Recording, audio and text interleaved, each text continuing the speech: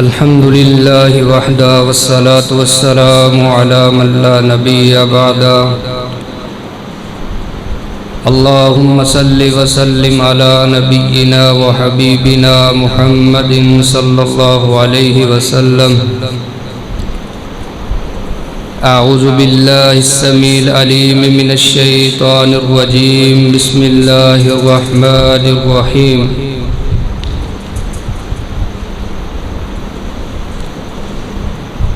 والله الذي لا إله إلا هو عالم الغيب والشهادة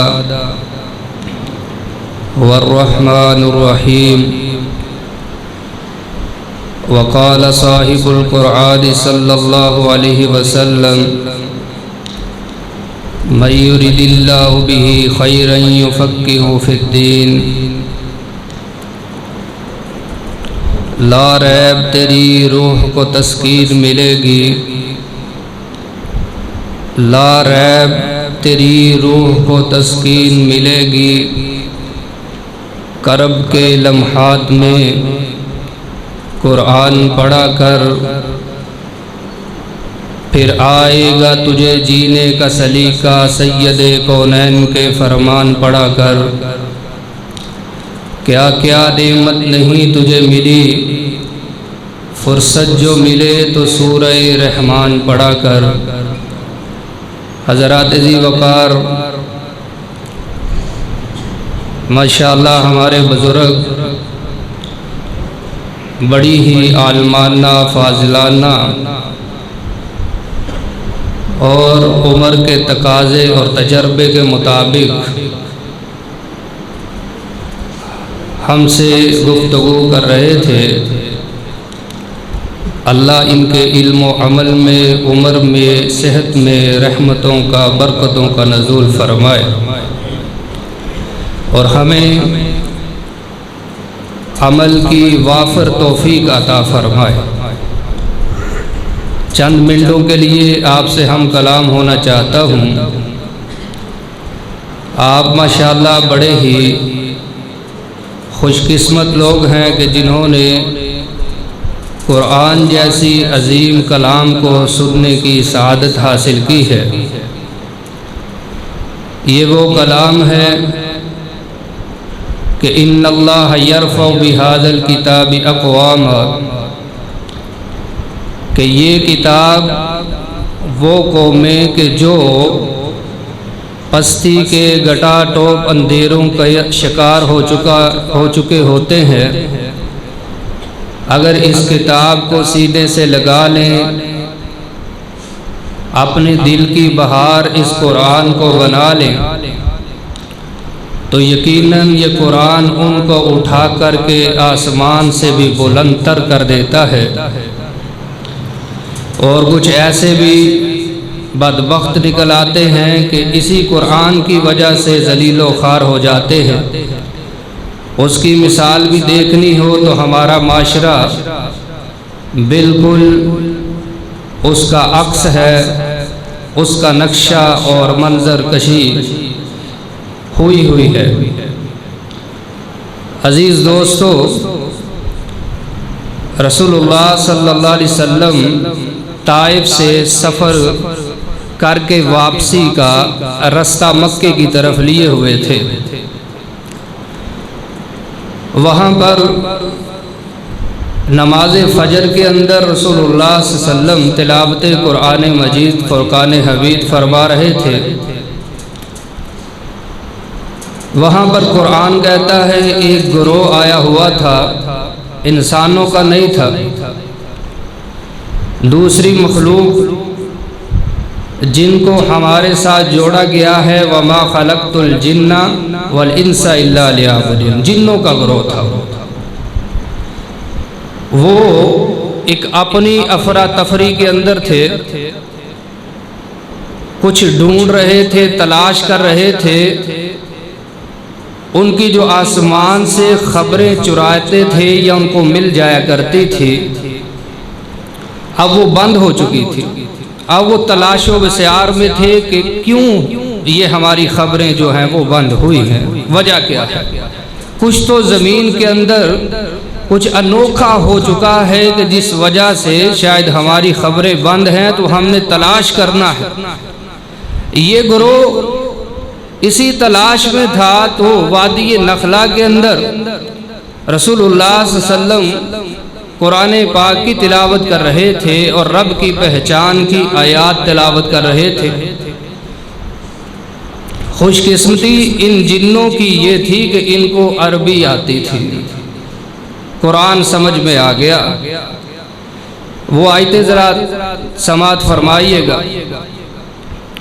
آپ پڑھ رہے تھے واللہ الذی لا الہ الا هو عالم الغیب والشہادۃ هو الرحمن الرحیم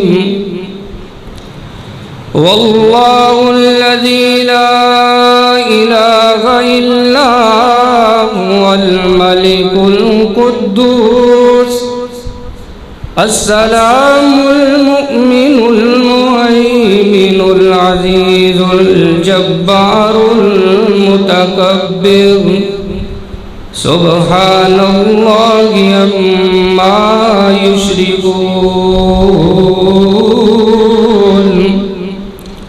جنہوں نے قرآن سنا ان کو منزل مقصود مل گئی، اب آتے ہیں فوری اپنی قوم کی طرف، آ کر کے کہتے ہیں یا قومنا انا سمعنا قرآنا عجبا یہدی الی الرشد فآمنا به ولن نشرک بربنا احدا۔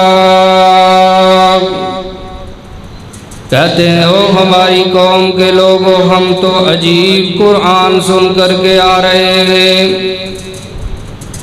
ہم نے عجیب قرآن سنا ہے، کیا فصاحت ہے، کیا بلاغت ہے اس قرآن کی۔ یہدی الی الرشد فآمنا بھی، کہتے ہیں کہ ہم قرآن سن کر کے آئے ہیں جو ظلمات کے گٹا ٹوپ اندھیروں سے نکال کر روشنی کا سفر طے کرواتا ہے، جو شرک کی غلاظتوں سے نکال کر توحید کا درس دیتا ہے، جو بدعات سے نکال کر سنت کا رستہ بتاتا ہے، جو اور رستوں سے اٹھا کر صراط مستقیم پر چلاتا ہے، ہم وہ قرآن سن کر کے آ رہے ہیں۔ انا سمعنا قرآنا عجبا یہدی الی الرشد، ہدایت کا منبع ہے۔ یہ وہ جماعت تھی جو یہودیوں سے تورات سن کر کے مطمئن نہ ہوئے، عیسائیوں سے انجیل سن کر کے مطمئن نہ ہوئے، لیکن رحمت دو عالم صلی اللہ علیہ وسلم سے قرآن سنا۔ اور کتنی دفعہ سنا؟ صرف ایک دفعہ قرآن سنا ہے، اور وعدے دیکھو کون سے کر رہے ہیں، فآمنا بھی، ہم اس کے اوپر ایمان لے آئے ہیں، ہم قرآن مجید کے اوپر ایمان لے آئے ہیں، اور ساتھ ہم یہ بھی وعدہ کرتے ہیں وَلَن نُشْرِكَ بِرَبِّنَا أَحَدًا، اس سے پہلے جو ہو گیا سو ہو گیا، آج کے بعد ہم اپنے رب کے ساتھ کسی کو شریک بھی نہیں ٹھہرائیں گے۔ اکیلے کی پوجا ہوگی، اسی کے سامنے جبین نیاز کو جھکایا جائے گا، اسی کے سامنے جولیوں کو پھیلایا جائے گا، اسی کے سامنے خالی دامن کو پھیلایا جائے گا، اسی کے سامنے اپنی مشکلات کو رکھا جائے گا۔ وہی مشکل کشا ہے، وہی حاجت روا ہے، وہی بگڑی بنانے والا، وہی ڈوبتی کو پار لگانے والا ہے۔ یہ جنوں نے اپنا عقیدہ پیش کر دیا۔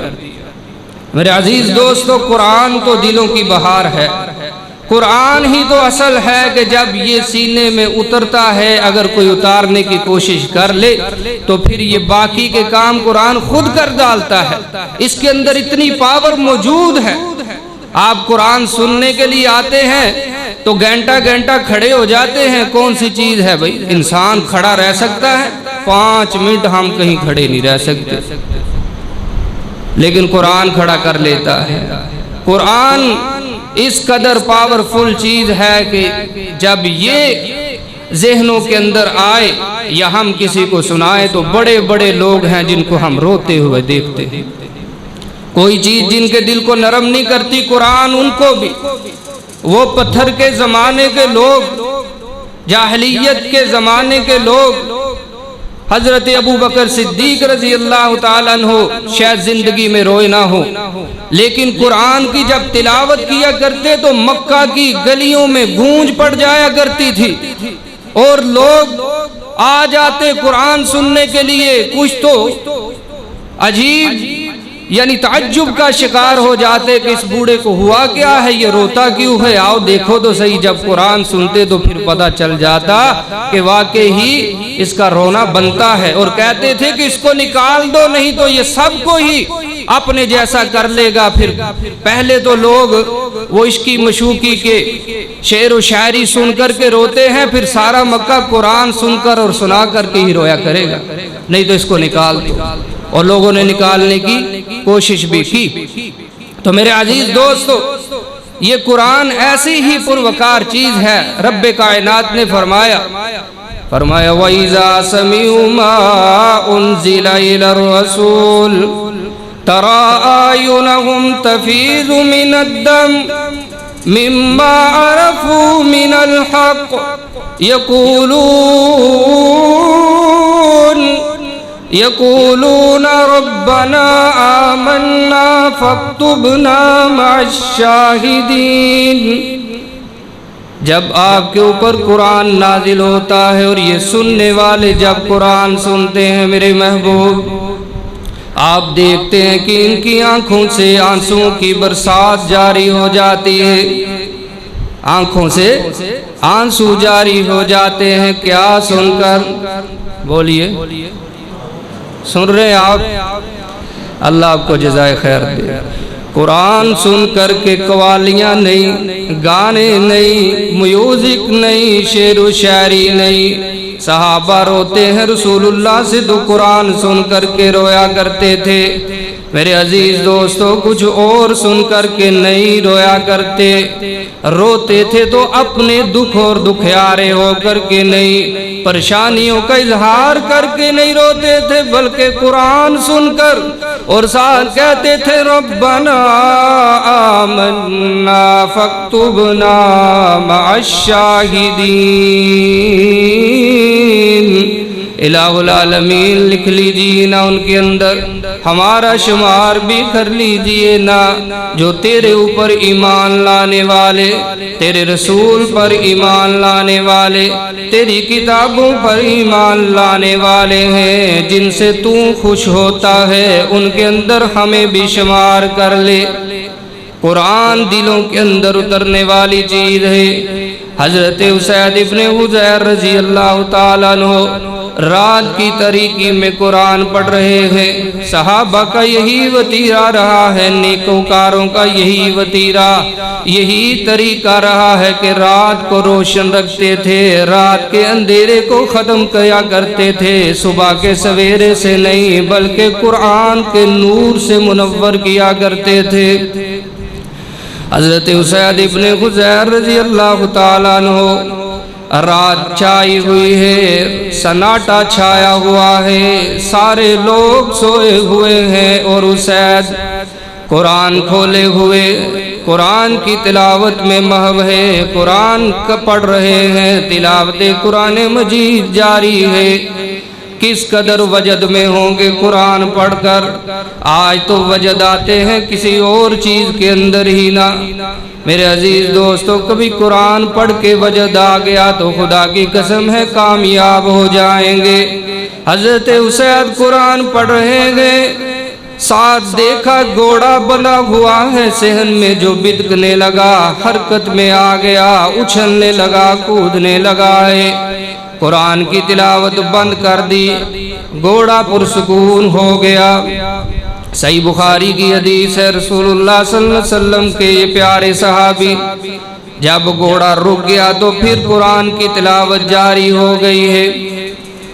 اب پھر وہی گھوڑے نے اپنا رویہ ظاہر کیا، پھر بدکنے لگا تو آسمان کی طرف نظر پڑ جاتی ہے اور کہتے ہیں کہ میں نے تلاوت روک دی اس وجہ سے کہ میرا بیٹا ساتھ سویا ہوا تھا، یحییٰ کہیں وہ اس گھوڑے کی وجہ سے گھوڑا اس کو نہ زخمی کر دے، خطرے میں تھا، تو میں نے قرآن کی تلاوت روک دی۔ آسمان کی طرف دیکھتا ہوں تو کیا نظر آتا ہے؟ آسمان سے لائٹیں، نورانیت، کندیلیں نظر آ رہی ہیں جو آہستہ آہستہ پہلے نیچے آ رہی تھی، پھر جب میں نے تلاوت بند کر دی تو اوپر کو اٹھنے لگ گئی۔ صبح کا سویرا ہوا تو میں نے رحمت دو عالم صلی اللہ علیہ وسلم سے جا کر کے یہی واقعہ عرض کیا کہ یا رسول اللہ، رات کو میرے ساتھ ہی معاملہ پیش آیا ہے۔ اللہ کے رسول صلی اللہ علیہ وسلم فرماتے ہیں، او سعید ابن غزیر، تو قرآن پڑھتا رہتا، تجھے یہ قرآن سن کر کے کون آئے ہوئے تھے؟ رب کی نورانی مخلوق، آسمانی مخلوق، فرشتوں کا نزول ہو رہا تھا۔ اگر تو قرآن پڑھتا رہتا نا تو صبح کو مدینے والے بھی ان فرشتوں کا دیدار کر لیتے۔ تو نے قرآن کی تلاوت روک دی، وہ رحمت الہی کے فرشتے بھی چلے گئے۔ تو پتہ چلتا ہے جہاں پر قرآن کی محفل سجی ہو، قرآن پڑھا جا رہا ہو، وہاں رحمان کے نورانی ملائکہ اترتے ہیں۔ اور پھر میرا ایمان بھی ہے اور حدیث بھی ہے کہ انشاءاللہ جب آپ یہ مجلس ختم کریں گے تو آپ کے نام لکھے جا رہے ہیں، آپ کے رب کے سامنے پیش کیے جائیں گے کہ الہ العالمین فلاں ابن فلاں بھی آیا تھا اس مجلس میں، وہ بھی موجود تھا، تیرا قرآن سن رہا تھا، تیرے نبی کے فرمان سے محبت کرتے ہوئے بیٹھا ہوا تھا۔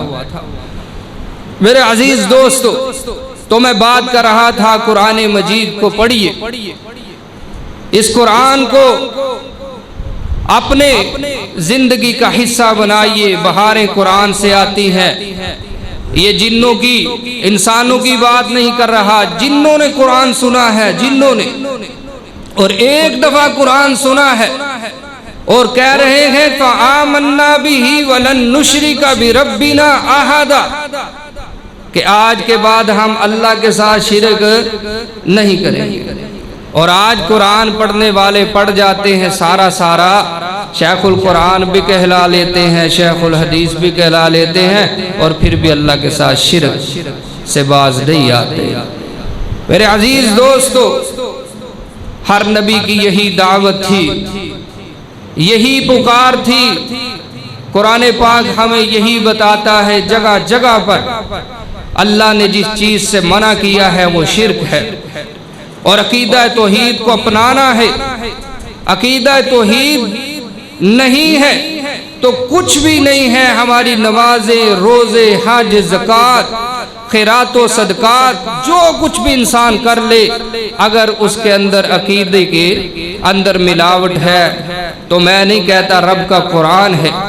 ذرا سن لیجئے، سورہ توبہ ہے، فرمایا ما کان للمشرکین ان یعمروا مساجد اللہ شاہدین علی انفسہم بالکفر اولئک حبطت اعمالہم وفی النار ہم خالدون۔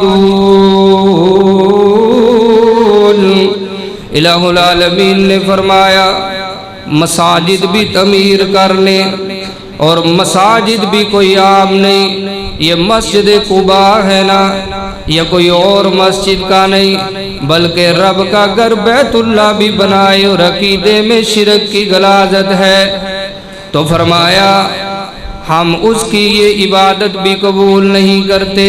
وَحَبِطَتْ أَعْمَالُهُمْ، اعمال سارے کے سارے ضائع ہیں۔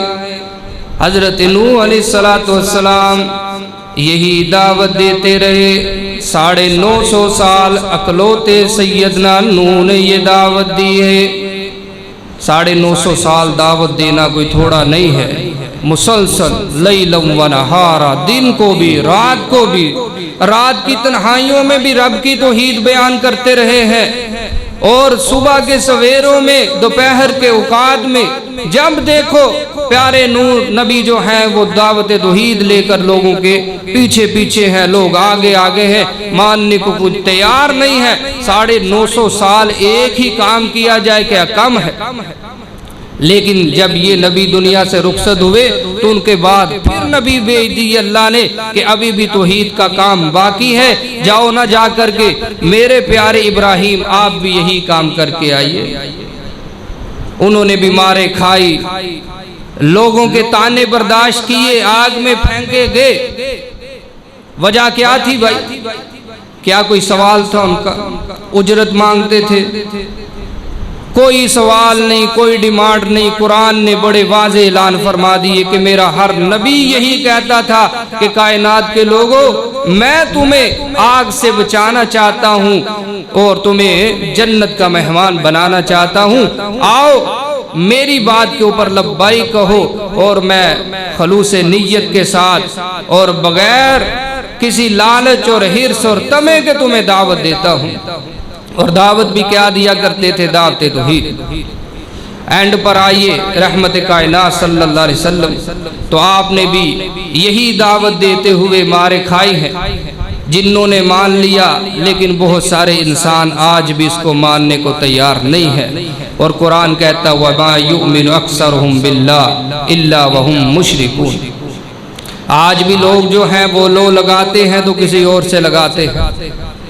مجھے یاد آئی ایک بات، ہمارے ملک پاکستان کے ایک ڈاکٹر صاحب ہیں، خطیب ہیں، کہنے لگے آؤ میں تمہیں حل پیش کرتا ہوں، پاکستان کی جو معیشت بڑی کمزور اور تنگ ہے اس کا حل پیش کرتا ہوں، آؤ ادھر ادھر سے مانگتے ہو، کبھی امریکہ سے، کبھی IMF کے پاس جاتے ہو، کبھی ورلڈ بینک کے سامنے گھٹنے ٹیکتے ہو، آؤ میں تمہیں بتاتا ہوں، ادھر آؤ اور ادھر آ کر کے مانگیے۔ کدھر؟ کہاں کہا ہوگا اس نے؟ تانا دینا اللہ کی قسم ہے، یہ ہماری عادت نہیں، طریقہ نہیں، اصلاح کرنا ہی مقصد ہے انشاءاللہ العزیز۔ ہمدردی ہے ہر بھائی کے ساتھ، ہر انسان کے ساتھ، اور وہی بات بتانا چاہتے ہیں جو حضرت آدم علیہ السلام سے لے کر حضرت محمد رسول اللہ صلی اللہ علیہ وسلم تک سارے نبیوں نے دی ہے۔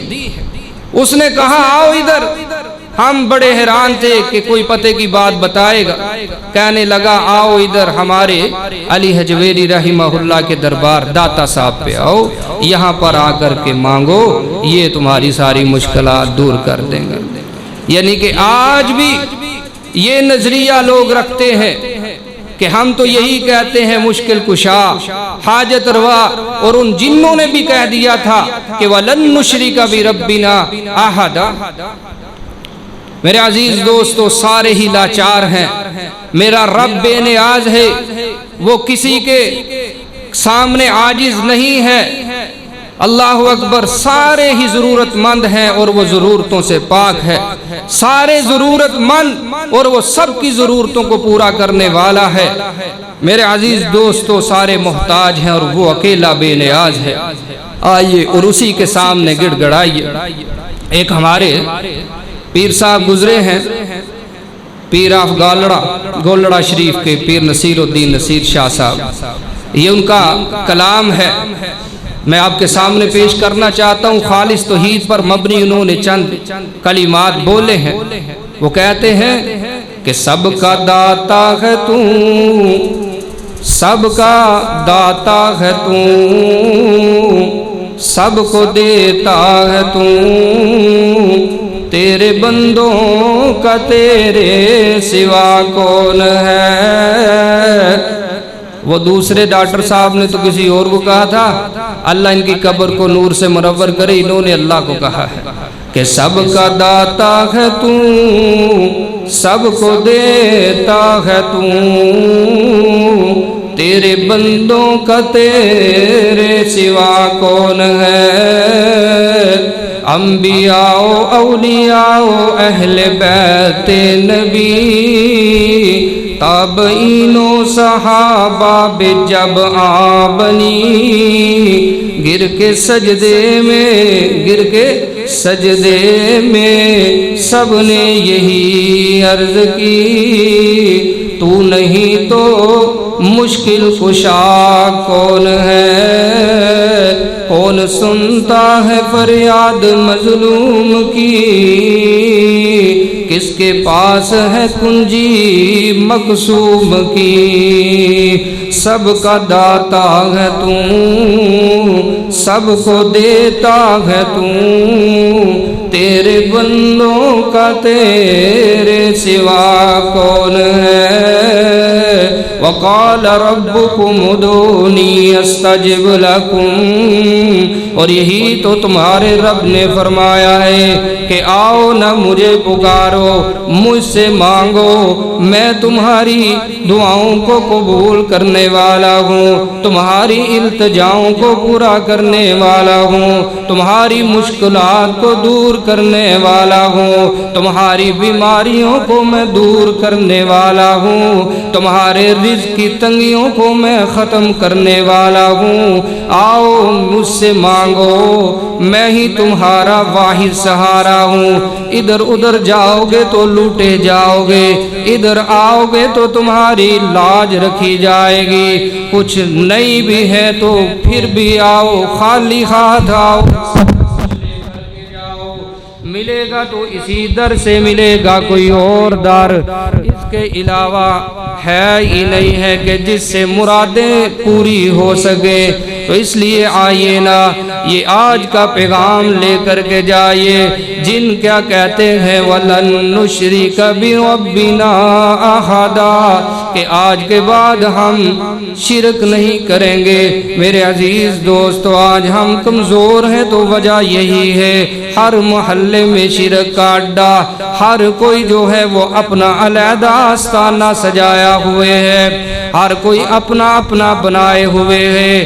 اس لیے آؤ سعودی عرب کی مثال لے لیجئے، آج اللہ نے وہاں پر جو ان کو چیزیں عطا کر دی ہیں، ان کی معیشت دیکھ لیجئے، معاشرت دیکھ لیجئے، امن ہے، سکون ہے، تو کیوں ہے؟ کیونکہ وہاں پر توحید خالص ملتی ہے۔ باقی معاملات کی میں بات نہیں کرتا، کمزور ہوں گے، انسان ہے نا، بادشاہی نظام ہے وہاں پر، لیکن توحید کے معاملے میں وہ بڑے ہی پرفیکٹ ہے۔ کوئی بھی وہ آج تک جب سے سعودی حکومت قائم ہوئی ہے آج تک شرک کا نظام وہاں رائج نہیں ہوا، تو اللہ نے بھی وہ بدو تھے نا، اونٹ چرانے والے، اونٹوں کو ہانکنے والے، لیکن آج معیشت دیکھ لیجئے کس قدر اوپر جا رہی ہے۔ وَلَوْ أَنَّ أَهْلَ الْقُرَىٰ آمَنُوا وَاتَّقَوْا لَفَتَحْنَا عَلَيْهِمْ بَرَكَاتٍ مِّنَ السَّمَاءِ وَالْأَرْضِ، یہی نسخہ کیمیا ہے۔ اگر آج ہم بھی ترقی کرنا چاہتے ہیں، ہم بھی چاہتے ہیں کہ ہم مضبوط ہو جائیں، وہاں زمین سونا انگلتی ہے اور ہمارے سونے کی بھی کوئی قدر و قیمت نہیں ہے۔ وجہ یہی ہے کہ ہم نے اپنے رب کے ساتھ دغا کیا ہے، بے وفائی کی ہے۔ ہمارا حال تو یہ ہے کہ ہم کبھی دعا مانگنے لگ جائیں نا تو اللہ کی طرف ہاتھ بلند ہوتے ہیں اور توجہ کسی اور چودھری صاحب کی طرف ہوتی ہے کہ چلو ادھر سے نہ ہوگا تو ہو سکتا ہے وہ بھی دے دے، ادھر سے بھی پورا آ جائے۔ ہم تو اتنے دوگلے ہیں۔ تو آئیے میرے عزیز دوستو بھائیو، اللہ کے ساتھ وفا کیجئے، توحید کا عقیدہ اپنا لیجئے، شرک سے بیزاری کا ثبوت دیجئے، سنت کو عام کیجئے، بدعات اور خرافات جو ہیں اس سے چھٹکارا حاصل کیجئے، تو انشاءاللہ العزیز اللہ ہمارے حالات کو بہتر کر دے گا۔ بلکہ اس کا وعدہ ہے کہ جب تک قومیں ہمارے ساتھ کھڑی رہتی ہیں، ہمیں خوش کرنے میں لگی رہتی ہیں، اوروں کو ناراض کرنے میں اور ہمیں خوش کرنے میں، تب تک ہم اس قوم کو کبھی کسی کے سامنے جھکنے نہیں دیتے۔ آج ہمیں بھی اٹھنا ہے تو انشاءاللہ یہی ایک نسخہ ہے کہ رب کی توحید کے اندر ہم کھڑے ہو جائیں، انشاءاللہ العزیز اللہ ہمیں کھڑا کر دے گا۔ وَأَقُولُ قَوْلِي هَذَا وَاسْتَغْفِرُ اللَّهَ لِي وَلَكُمْ وَلِسَائِرِ الْمُسْلِمِينَ۔